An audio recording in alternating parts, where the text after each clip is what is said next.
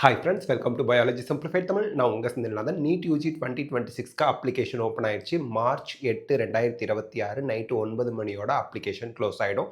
அதுக்கு முன்னாடி நம்ம அப்ளிகேஷன் போட்டுடணும். இப்போ அப்ளிகேஷனில் ரெஜிஸ்ட்ரேஷன் ப்ராசஸ் என்ன, அப்ளிகேஷனில் என்னென்ன ஸ்டெப்ஸ் இருக்குது, ஒவ்வொரு ஸ்டெப்ஸ்லையும் நீங்கள் பண்ண வேண்டிய இம்பார்ட்டண்ட்டான விஷயங்கள் என்ன அப்படிங்கிறது தான் இந்த வீடியோவில் ஸ்டெப் பை ஸ்டெப் பார்க்க போகிறோம். ஃபுல் அப்ளிகேஷனோட ஸ்டெப் பை ஸ்டெப் இருக்காது. இதில் ரெஜிஸ்ட்ரேஷன் ஃபுல்லாக சொல்லிவிட்டு எங்கெங்கே நீங்கள் என்னென்ன தவறுகள் செய்யக்கூடாது, சரியாக செய்ய வேண்டிய விஷயங்கள் என்ன அப்படிங்கிற ஒரு அவேர்னஸ் வீடியோ இது. ஸோ ஃபர்ஸ்ட் ஆஃப் ஆல் இதுதான் நமக்கு ஆன்லைன் அப்ளிகேஷன் போட வேண்டிய அஃபிஷியல் வெப்சைட் neet.nta.nic.in. இந்த வெப்சைட்டை ஓப்பன் பண்ணிக்கிறீங்க. ஓப்பன் பண்ணால் இந்த வெப்சைட் இப்படி ஓப்பன் ஆகும். இதில் கீழே வந்து பாருங்கள், மேலே வந்து inviting online application form for national eligibility cum entrance test NEET UG 2026 அந்த இன்ஃபர்மேஷன் இருக்கும். அதுக்கப்புறம் நோட்டிஃபிகேஷன் சிலபஸ் இருக்கும். அப்புறம் advisory instruction on updation of documents, Aadhaar card, UDID card, category சர்டிஃபிகேட்லாம் இருக்கும். ஓகே, கீழே வரீங்க, இந்த மெயின் பேஜ்லேயே ரெஜிஸ்ட்ரேஷன் ஃபார் நீட் யூஜி 2026னு இருக்கும். இதை கிளிக் பண்ணுறீங்க. neet.nta.nic.in வெப்சைட்டில் கீழே வந்தீங்கன்னா ரெஜிஸ்ட்ரேஷன் ஃபார் நீட் யூஜி 2026 இருக்கும். அதை கிளிக் பண்ணால் 3 ஆப்ஷன் இருக்கும். ஃபஸ்ட்டு டவுன்லோட் இன்ஃபர்மேஷன் புல்லட்டின் இருக்கும், இது நோ இஷ்யூ. ரெண்டாவது நியூ ரெஜிஸ்ட்ரேஷன் இருக்கும். மூணாவது லாகின் இருக்கும். ஃபஸ்ட்டு இப்போ தான் நம்ம நீட் யூஜி வெப்சைட்டுக்குள்ளேயே வரோம், அப்ளிகேஷன் இன்னும் போடலங்கிறவங்க பண்ண வேண்டியது நியூ ரெஜிஸ்ட்ரேஷன். ரெஜிஸ்ட்ரேஷன் முடிச்சதுக்கப்புறம் தான் நீங்கள் ஒவ்வொரு தடவையும் நீங்கள் உள்ளே போகிறதுக்கு லாகின் பண்ணி போகணும். ஃபஸ்ட்டு நீங்கள் பண்ண வேண்டியது ஃப்ரெஷ்ஷாக உள்ளே போகிறோம், இன்னும் நம்ம அப்ளிகேஷனே போடலைங்கிறவங்க ஃபஸ்ட்டு நியூ ரெஜிஸ்ட்ரேஷனை கிளிக் பண்ணணும். கிளிக் பண்ணதும் ரெஜிஸ்ட்ரேஷன், அப்ளிகேஷன் ஃபார்ம், ஃபீ பேமெண்ட்னு 1 2 3 ஸ்டெப்ஸ் கொடுத்துருப்பாங்களா, ஆனால் உள்ள 12 ஸ்டெப் இருக்கும். டவுன்லோட் இன்ஃபர்மேஷன் புல்லட்டின் இருக்கும். இதில் கீழே வந்து பார்த்தீங்க அப்படின்னா நீங்கள் என்னென்ன டாக்குமெண்ட்ஸ்லாம் ஸ்கேன் பண்ணி வச்சுக்கணும்னு கொடுத்துருப்பாங்க. ஸ்டெப் 2ல் இங்கே பாருங்கள், பாஸ்போர்ட் சைஸ் ஃபோட்டோகிராஃப் நீங்கள் அப்லோட் பண்ணுறதுக்கு 10 கேபிலேருந்து 200 கேபிக்குள்ளே ஒயிட் பேக்ரவுண்டில் நீங்கள் வச்சு ஃபோட்டோ எடுத்து வச்சுக்கோங்க. இதில் ஃபேஸ் 80% தெரியணுங்கிறாங்க. நீங்கள் பாஸ்போர்ட் சைஸ் ஃபோட்டோ கடைக்காரங்க எப்படி எடுத்து கொடுப்பாங்களோ அப்படி எடுத்து அப்லோட் பண்ணாலே அப்லோட் ஆகும். அடுத்து உங்களோட சிக்னேச்சர் வந்து பிளாக் இங்கில் சைன் போட்டு 10 கேபிலேருந்து 100 கேபிக்குள்ளே இருக்கிற மாதிரி எடுத்து வச்சுக்கோங்க. Left and right hand all fingers thumb impression. So 10 ஃபிங்கர்ஸோட இம்ப்ரெஷனும் வச்சு பேப்பரில் நீங்கள் அதை ரெடியாக ஃபோட்டோ எடுத்து ஜேபிஜி ஆர் ஜேபிஎக் ஃபார்மேட்டில் எடுத்து வச்சுக்கோங்க. Scanned copy of category certificate, நீங்கள் OBC non creamy layer, economically weaker section, SC ST ஸ்டூடெண்ட்டாக இருந்தால் அதுக்குரிய சர்டிஃபிகேட் எடுத்து வச்சுக்கோங்க. Class 10th certificate, class 10th mark sheet, இந்த ரெண்டும் ஒன்று தான் வரும் தமிழ்நாடு ஸ்டூடெண்ட்ஸ் சிபிஎஸ்சி ஸ்டூடெண்ட்ஸுக்கு. ஸோ 2 இடத்துல அப்லோட் பண்ண சொன்னால் ரெண்டும் ஒரே சர்டிஃபிகேட்டை அப்லோட் பண்ணி விட்டுற வேண்டியதான். சிஜிபிஏங்கிறதெல்லாம் வேறு ஃபாரினில் படித்தவங்க அந்த மாதிரி இருக்கவங்களுக்கு வந்துடும். அடுத்து physically challenge students ID proof எல்லாரும் எடுத்து வச்சுக்கணும். ஃபிசிக்கலி சேலஞ்ச் ஸ்டூடெண்ட்ஸ் அவங்களுக்குரிய ஸ்கேன்டு காப்பி, அதுக்கப்புறம் அட்ரஸ் ப்ரூஃபு, அதுக்கப்புறம் என்ஆர்ஐனா ஓசிஐ, ஃபாரினர்னா அதுக்குரிய சர்டிஃபிகேட்லாம் ஸ்கேன் பண்ணி எடுத்து வச்சுக்கிறீங்க. ஓகே, கீழே வந்து பார்த்தீங்கன்னா I have downloaded the information bulletin அப்படின்னு இருக்கும். இங்கே ஒரு டிக்கை போட்டு கிளிக் ஹியர் டு ப்ரொசீட் கொடுங்க. கிளிக் ஹியர் டு ப்ரொசீட் கொடுத்தீங்கன்னா ரெஜிஸ்ட்ரேஷன் பேஜ் ஓப்பன் ஆகும். இதில் அவங்களே கொடுத்துருப்பாங்க, உங்கள் நேமை இங்கே கிளிக் பண்ணும்போதே கிளாஸ் 10th மார்க் ஷீட்டில் உங்கள் நேம் எப்படி இருக்குது அதே போல் நீங்கள் இங்கே டைப் பண்ணணும். இனிஷியல் முன்னாடினா முன்னாடி, பின்னாடினா பின்னாடி, ஃபுல் நேம் ப்ளஸ் அப்பாவோட full name 10th mark sheet இருக்கா அது போல் 10th மார்க் ஷீட்டில் உங்கள் நேம் எப்படி இருக்குது அதே போல் இங்கே டைப் பண்ணுங்கள். அதுக்கப்புறம் 10th மார்க் ஷீட்டில் இருக்க மாதிரி அப்பா நேமு, அம்மா நேமு, உங்களோட டேட் ஆஃப் பர்த், ஜெண்டர் இதெல்லாம் போட்டுட்டு அதை கன்ஃபார்ம் பண்ணுறதுக்கு, பர்சனல் டீட்டெயிலை கன்ஃபார்ம் பண்ணுறதுக்கு திருப்பி candidate name, father's name, mother's name, date of birth, gender திருப்பி அதையே கன்ஃபார்ம் பண்ணுறதுக்கு சேமாக நீங்கள் வந்து என்டர் பண்ணணும். அதுக்கடுத்து இப்போ ப்ரெசன்ட் அட்ரஸில் அட்ரஸ் லைன் 1 இருக்கும், டோர் நம்பர், ஸ்ட்ரீட் இதெல்லாம் போட்டுக்கோங்க. அட்ரஸ் லைன் 2ல் அந்த லொக்காலிட்டி, பிளேஸ் அதெல்லாம் போட்டுக்குங்க, அந்த என்ன போஸ்ட் அப்படிங்கிறது. அட்ரஸ் லைன் 3ல் அந்த லேண்ட்மார்க் அந்த மாதிரி போட்டுக்குங்க. என்ன கண்ட்ரி, இந்தியா, ஸ்டேட் என்ன ஸ்டேட்டுன்னு போடுங்க, டிஸ்ட்ரிக்ட் போடுங்க, பின்கோட் போடுங்க, பின்கோடில் கரெக்டாக போடுங்க. அதே போல் எலக்ட்ரானிக் கம்யூனிகேஷன் அட்ரஸ் அப்படிங்கிறது என்ன, இமெயிலுங்க. இமெயில் அட்ரஸ் உங்களோட இமெயில் ஐடி இங்கே போடுங்க. திருப்பியும் அதே இமெயில் ஐடியை கன்ஃபார்ம் பண்ணுறதுக்கு இங்கே போட்ட இமெயில் ஐடியை இங்கே போடுங்க. மொபைல் நம்பர் இங்கே என்டர் பண்ணுங்கள், அதே மொபைல் நம்பரே திருப்பி போடுங்க. இமெயில் ஐடிக்கு மெயில் அனுப்புவாங்க வெரிஃபிகேஷன் பண்ணுறதுக்கு, அதனால் இமெயில் ஐடி கரெக்டாக ஆக்டிவாக இருக்க இமெயில் ஐடியை பார்த்து என்டர் பண்ணுங்கள். மொபைல் நம்பரும் ஆக்டிவாக இருக்க மொபைல் நம்பர் கொடுங்க. ஆல்டர்னேட் மொபைல் நம்பர் கம்பல்சரி கிடையாது. பர்மனன்ட் அட்ரஸும் ப்ரெசன்ட் அட்ரஸும் சேம் தான் அப்படின்னு இங்கே ஒரு டிக் போட்டிங்கன்னா அந்த அட்ரஸ் இங்கே லோட் ஆகி வந்துடும்.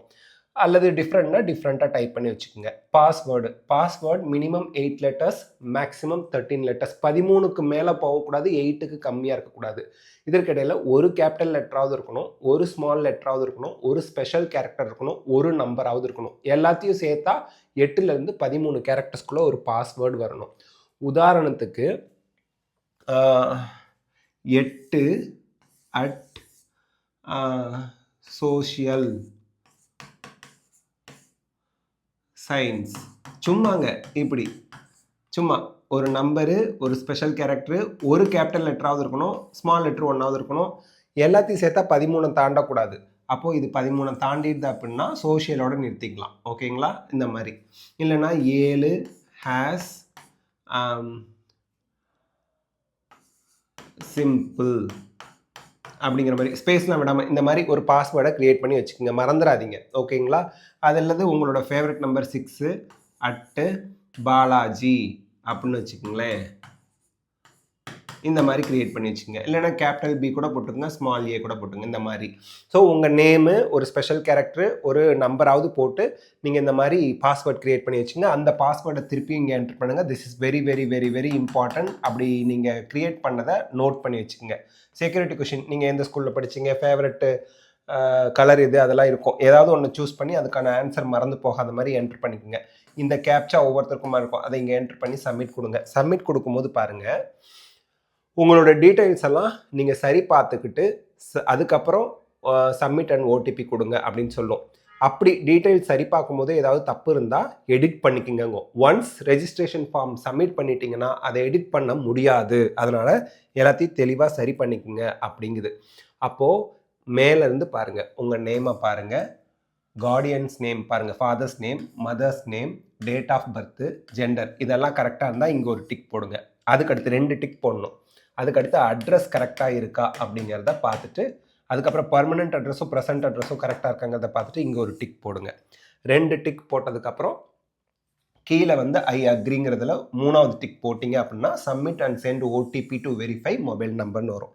அது கொடுத்தீங்கன்னா உங்கள் ஃபோன் நம்பருக்கு ஒரு ஓடிபி வரும். ரிஜிஸ்ட்ரேஷன் ஃபார்மை ஃபைனல் சப்மிட் பண்ணுறீங்களான்னு கேட்கும். எஸ்ன்னு கொடுங்க. எஸ்ன்னு கொடுத்தா நீங்கள் கொடுத்துருக்கக்கூடிய மொபைல் நம்பருக்கு ஒரு ஓடிபி வரும். அந்த ஓடிபியை இங்கே என்டர் பண்ணுங்கள். அப்போது உங்கள் ஃபோன் நம்பர் வெரிஃபை ஆயிரும். சப்மிட் ரெஜிஸ்ட்ரேஷன் ஃபார்ம் கொடுத்தீங்க அப்படின்னா ரெஜிஸ்ட்ரேஷன் ஃபார்ம் சப்மிட்டட். இப்போ ரெஜிஸ்ட்ரேஷன் ஃபார்ம் கம்ப்ளீட்டட் முடிஞ்சிச்சு. இப்போ அப்ளிகேஷன் ஃபார்முக்கு வரும். ஸோ இப்போது இந்த கீழே வந்து ஃபில் அப் அப்ளிகேஷன் ஃபார்ம்ங்கிறத கிளிக் பண்ணிங்கன்னா இந்த பேஜ் வரும். இதில் பாருங்கள் 12 ஸ்டெப் இருக்குதுங்க. ரெஜிஸ்டர் கான்டாக்ட் டீட்டெயில்ஸ், நம்ம அது ரெஜிஸ்ட்ரேஷனில் கம்ப்ளீட் பண்ணியாச்சு. ரெஜிஸ்டர் பர்சனல் டீட்டெயில்ஸ், அதுலேருந்து நீங்கள் ஆரம்பிக்கணும். பர்சனல் டீட்டெயில்ஸில் என்ன கேட்பாங்க அப்படின்னா, நீங்கள் வந்து உங்களோட கேட்டகரி என்ன கேட்டகரி, அந்த கேட்டகரியில் வந்து ஜென்ரல் அன்ரிசர்வ்ட் அப்படின்னா அவங்க கேட்டகரி சர்டிஃபிகேட் டீட்டெயில்ஸ்லாம் கேட்க மாட்டாங்க. ஆனால் OBC non creamy layer, economically weaker section, ST SC ஸ்டூடெண்ட்டாக இருந்தால் சர்டிஃபிகேட் நம்பர், சர்டிஃபிகேட் இஷ்யூ பண்ண டேட்டு, சர்டிஃபிகேட் இஷ்யூ பண்ணவங்க நேம் அந்த சர்டிஃபிகேட்லேயே இருக்கும். அந்த 3 டீட்டெயில் கேட்பாங்க. ஒருவேளை என்கிட்ட இப்போ சர்டிஃபிகேட் இல்லை, சர்டிஃபிகேட்டுக்கு நான் அப்ளை பண்ணியிருக்கேன் இ சேவை மையத்தில் அப்படின்னா ஒப்புகை சீட்டு, நீங்கள் அப்ளிகேஷன் போட்டதுக்கான ஒரு ஸ்லிப்பு கொடுத்துருப்பாங்க. அந்த ஸ்லிப்பை வந்து ரசீது, அதை வச்சு நீங்கள் அதில் இருக்கக்கூடிய நம்பர், டேட்டு, யாருக்கு அப்ளை பண்ணியிருக்கீங்கிறவங்க நேமை என்ட்ரு பண்ணணும். இதில் OBC non creamy layer, economically weaker section வந்து புதுசாக உங்ககிட்ட ஆல்ரெடி இருக்கக்கூடிய ஓபிசி நான் க்ரீமி லேயர்னா பிசி, பிசிஎம், எம்பிசியாக இருப்பீங்க. அந்த சர்டிஃபிகேட்டை வச்சு இ சேவை மையத்தில் வச்ச வாங்கின OBC non creamy layer certificate வச்சு அப்ளை பண்ணும். எஸ்சி எஸ்டிக்கு பர்மனெண்ட்டாக ஆல்ரெடி உங்கள் கையில் என்ன சர்டிஃபிகேட் இருக்கோ அதை வச்சு அப்ளை பண்ண வேண்டியது தான். எக்கனாமிக்கலி வீக்கர் செக்ஷன் நீங்கள் இ சேவை மையத்தில் போயிட்டு உங்களுக்கு உள்ள சர்டிஃபிகேட் வாங்கி வச்சுருந்தீங்கன்னா அப்ளை பண்ணிடலாம். அதே போல் டிசபிலிட்டி டீட்டெயில்ஸ், எஸ்னா எஸ், நோனா நோ. எஸ்னா யூடிஐடி கார்டு நம்பர்லாம் கேட்பாங்க, அதை என்ட்ரு பண்ணணும். நோனா அடுத்தது வந்துடும். ரெஜிஸ்டர் ஐடென்டிட்டி டீட்டெயில்ஸ், இங்கே தான் உங்களுக்கு வந்து ஆதார் ஐடி வந்து வெரிஃபிகேஷன் பண்ணுற ஸ்டெப்பு.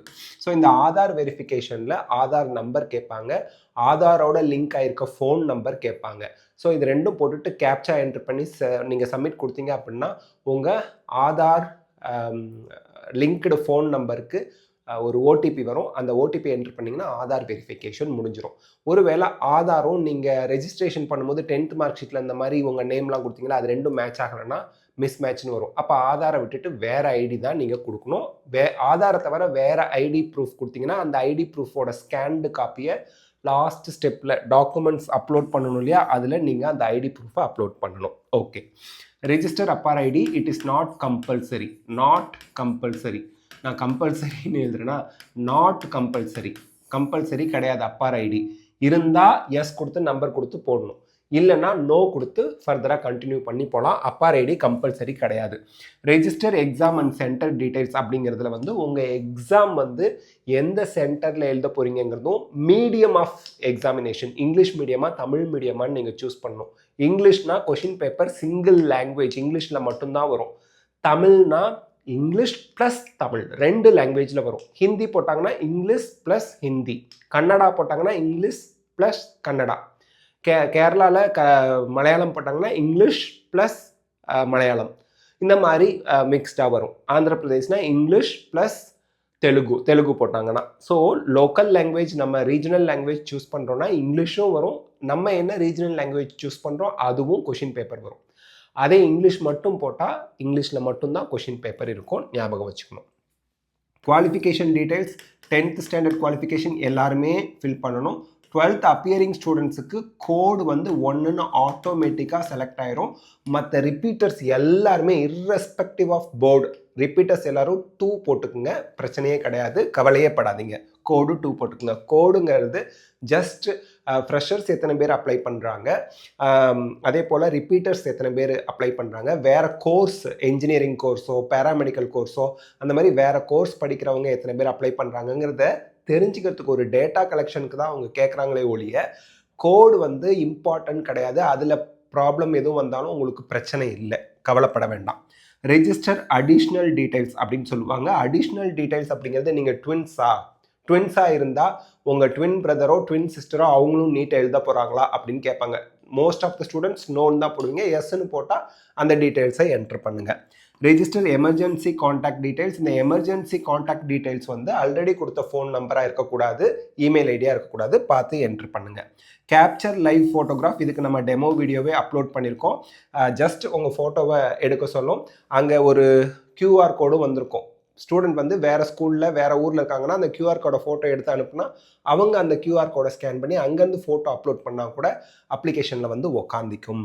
ஓகே, அப்லோட் டாக்குமெண்ட்ஸ் உங்களுக்கு உங்கள் பாஸ்போர்ட் சைஸ் ஃபோட்டோகிராஃப், அதுக்கப்புறம் ஸ்கேன்டு சிக்னேச்சர் பிளாக் கலரில் சைன் போட்டு, பாஸ்போர்ட் சைஸ் ஃபோட்டோகிராஃபோட பேக்ரவுண்ட் ஒயிட் கலரில் இருக்கணும், ஸ்கேன்டு உங்களோட சிக்னேச்சர் 10 ஃபிங்கர்ஸோட தம்டோடு சேர்ந்த ஃபிங்கர் பிரிண்ட்ஸ் வச்சுன அதுக்கான டெமோ வீடியோ நான் அப்லோட் பண்ணுறேன்.